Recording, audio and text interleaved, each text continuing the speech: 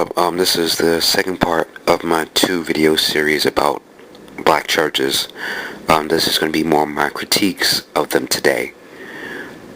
One of my main points that I want to make in this video is maybe my disappointment of how churches today have mostly abandoned some of the tactics from the civil rights movement and the pressure that they used to exert on certain politicians for legislative agendas. And there are a number of reasons why that's true today, that they no longer do this.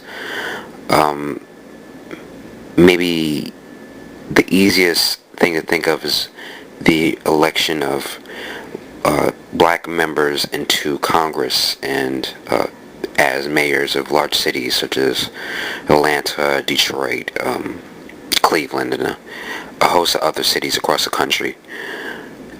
Second is the movement of people out of cities and into suburbs, and has, I guess, disjointed some of the human capital that used to encompass black churches.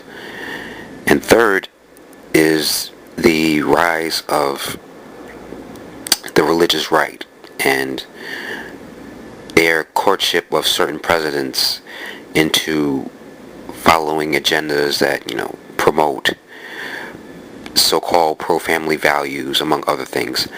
People like Oral Roberts or Jerry Falwell or Billy Graham have all been successful in creating large voting blocks that will vote for these values election after election, and this has gone on for almost 40 years, and it ironically kind of traces itself with the end of the civil rights movement and the decline of black churches as political forces. I also have problems with how black churches, despite the ever-increasing presence of women in congregations, still don't or disallow women from holding high offices and places of power.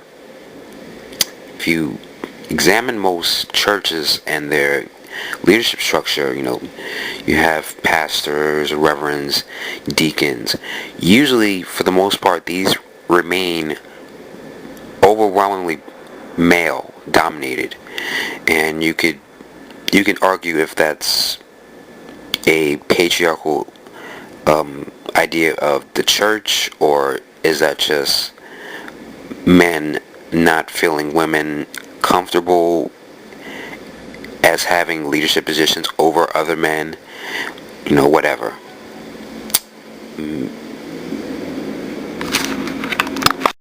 May also be able to argue that the evangelical right has changed the religious interpretations taken by black churches, and there's been a noticeable separation between two types of black churches today. There are prosperity gospel churches led by pastors such as Eddie Long and Creflo Dollar, and their liberation theology churches, and people like Jeremiah Wright kind of come into mind.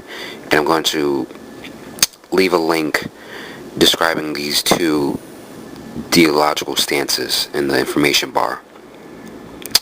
In light of this, you also have a number of former ministers and pastors who are serving as almost ambassadors of the black church and leading social commentary in black identity politics.